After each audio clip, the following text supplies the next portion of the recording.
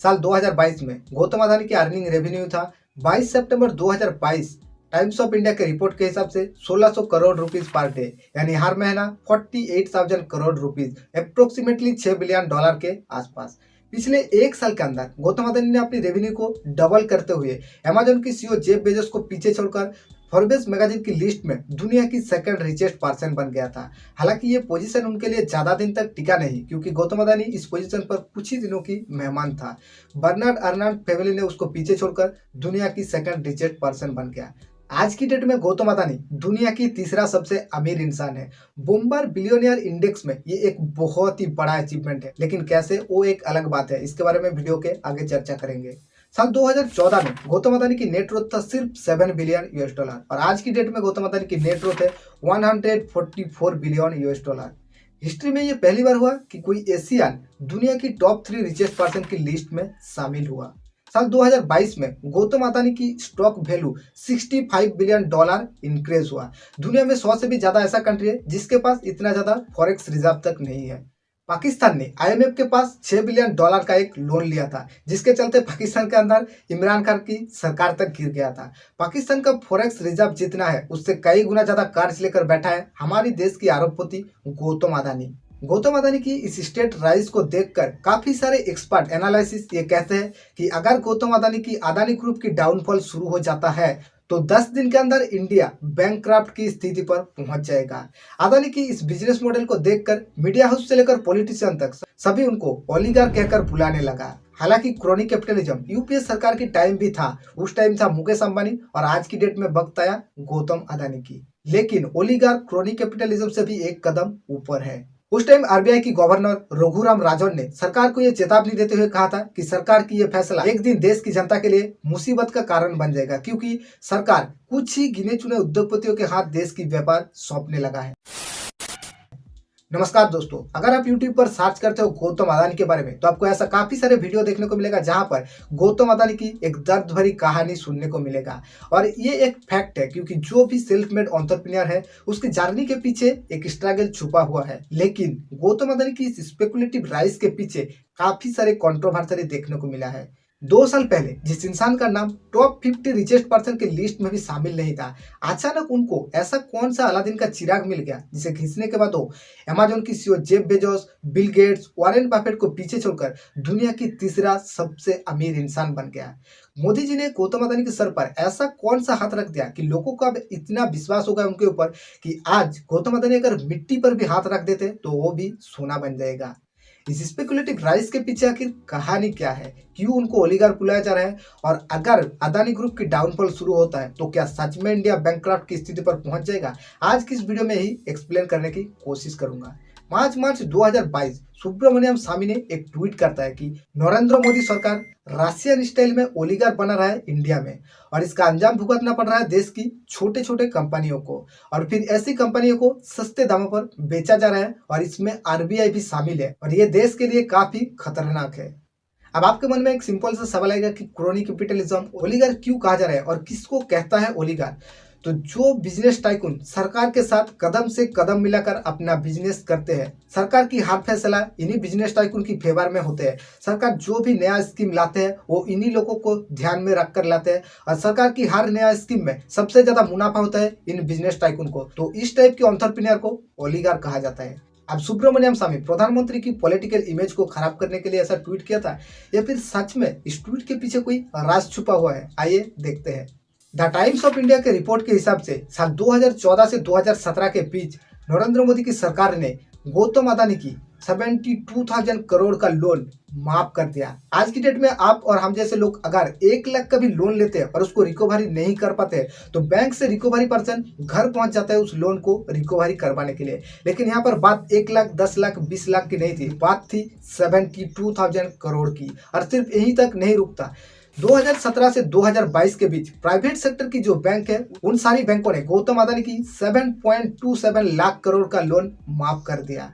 आज की डेट में गौतम अदानी की जो भी बिजनेस सेक्टर है वो सभी सेक्टर आज की डेट में इंडिया की one of the largest sector बन गया है। और ऐसा नहीं कि गौतम अदानी 2014 से पहले एक सक्सेसफुल बिजनेस पर्सन नहीं थे, एक सक्सेसफुल बिजनेस पर्सन थे, लेकिन इतना ज़्यादा सक्सेसफुल नहीं थे।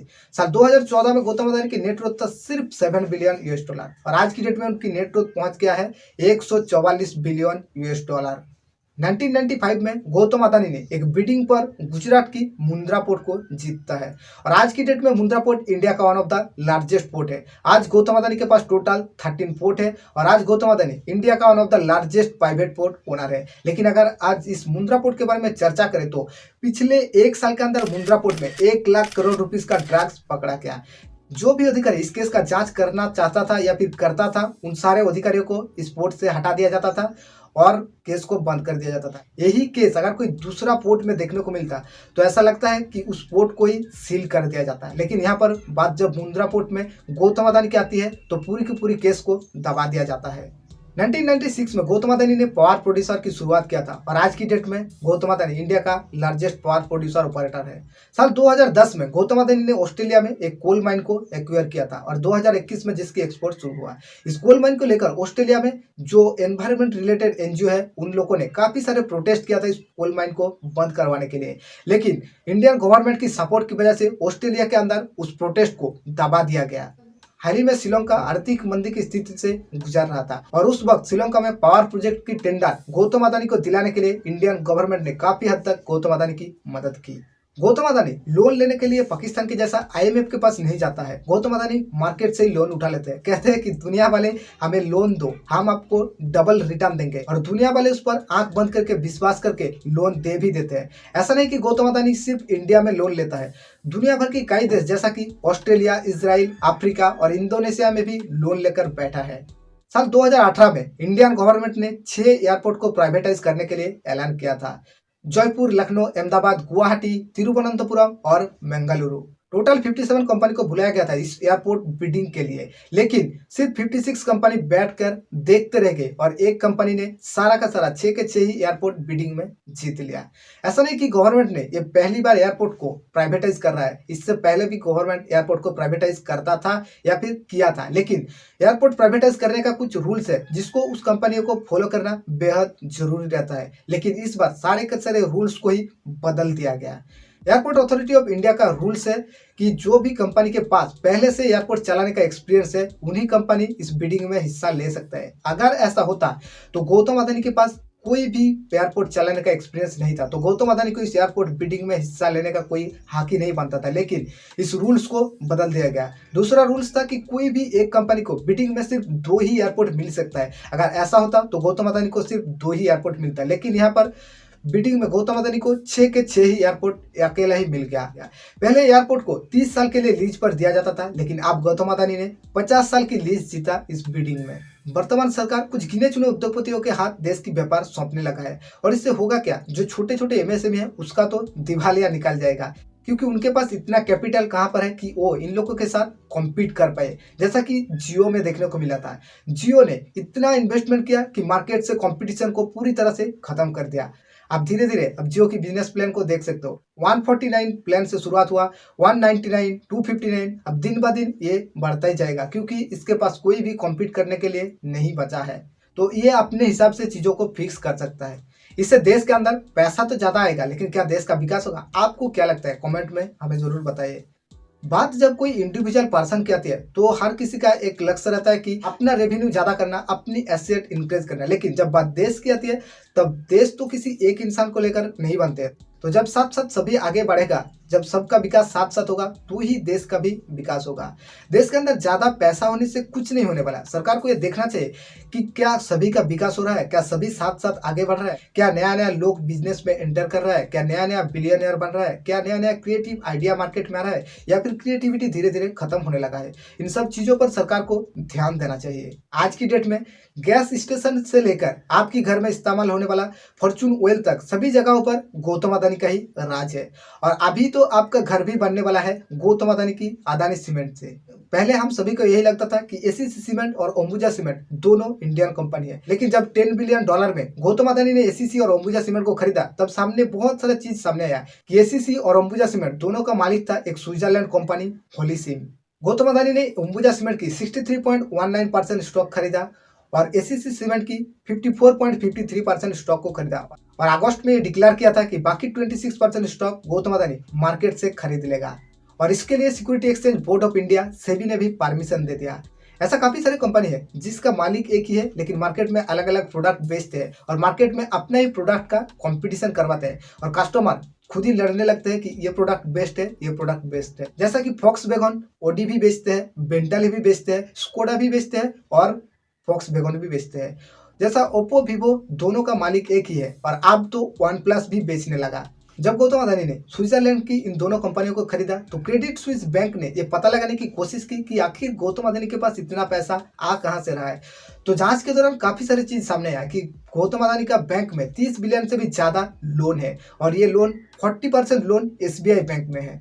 अब अगर टेक्निकली बात की जाए तो अदानी ग्रुप की स्टॉक एक बाबल की फॉर्म बना हुआ है और अगर ये बाबल फट जाता है तो पूरी देश को लेकर डूबेगा।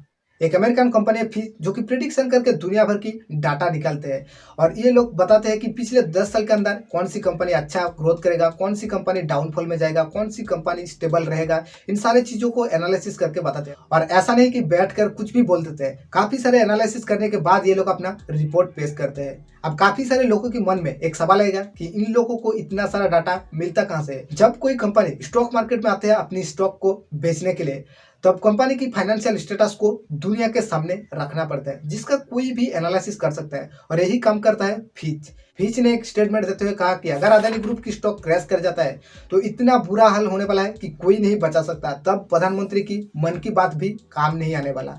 मुझे स्टॉक मार्केट के बारे में ज्यादा कुछ जानकारी नहीं, लेकिन जितना बेसिक जानकारी है वही आप लोगों के साथ शेयर करने की कोशिश करूंगा। इंडिया के अंदर ज्यादातर लोग स्टॉक मार्केट में इसलिए फेल हो जाते हैं क्योंकि वो लोग कुछ ऐसे जगह पर पैसा लगा देते हैं जहां पर एक्चुअली कुछ होता ही नहीं है। लोगों को अब ऐसा लगने लगा कि गौतम अदानी अगर मिट्टी पर भी हाथ लगा देगा तो वो भी सोना हो जाएगा और इसी भरोसे में लोग आंख बंद करके गौतम अदानी की स्टॉक में इन्वेस्ट करने लगा। लेकिन इन्वेस्ट कब करना है ये ज्यादातर लोग हर किसी को टिप्स दे देता है, लेकिन पैसे को कब वापस लेना है, कब पैसे को विथड्रॉ करना है, इसके बारे में कोई भी आपको नहीं बताने वाला है। तो अगर आपकी स्टॉक ऊपर जा भी रहा होगा, अगर आपकी स्टॉक वैल्यू इंक्रीज हो भी रहा होगा, लेकिन अगर आप टाइम पर उसको निकाल नहीं पाते हो तो इस इन्वेस्टमेंट का कोई भी मतलब नहीं रहता। एक सिंपल सा सवाल है कि कंपनी किसी का भी हो उससे कोई भी फर्क नहीं पड़ता। बात यह है कि वो कंपनी कितना रेवेन्यू जनरेट करता है। अगर कंपनी काम ही नहीं करता तो प्रॉफिट कहाँ से कमाएगा। ये तो ऐसा हो गया कि कोई आकर आपको कहता है कि आप मुझे 5 लाख रुपीस दो, इसके बदले में हर महीने मैं आपको 1 लाख रुपीस दूंगा। तो आप कहते हो कि मुझे गारंटी दे दो कि ताकि मैं हर महीना 1 लाख रुपीस आपसे पाऊं।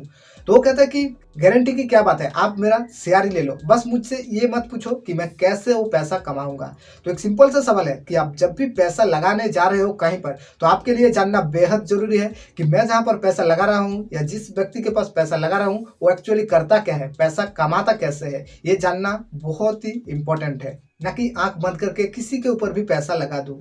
ना ही कंपनी ने रेवेन्यू ज्यादा जनरेट किया, ना ही प्रॉफिट ज्यादा हुआ, फिर भी स्टॉक का वैल्यू दिन ब दिन इंक्रीज होता जा रहा है। एक बॉलीवुड मूवीज है once upon a times in Mumbai, जहां पर अजय देवगन एक अमरूद बेचने वाले के पास जाता है अमरूद खरीदने के लिए और पूछता है कि भाई अमरूद कितने में दिया। तो अमरूद वाला कहता है कि सर 10 रुपया पीस।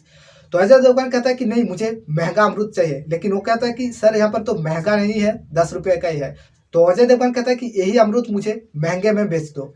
तो अमरूद वाला उस अमरूद की बोली लगाता है कि 10 rupees, 20 rupees, 30 rupees, 50 rupees, 100 rupees, 1000 rupees, 50,000। तो अजय देवगन कहता है नहीं तुम बोली लगाते जाओ बस और महंगा करो इसको। तो वो कहता है कि सर 1 लाख रुपीज। तो अजय देवगन उस अमरूद को ही 1 लाख रुपीज में खरीदता है, लेकिन एक्चुअली में उस अमरूद का प्राइस क्या था, 10 रुपये के अमरूद खरीदा 1 लाख रुपीज में।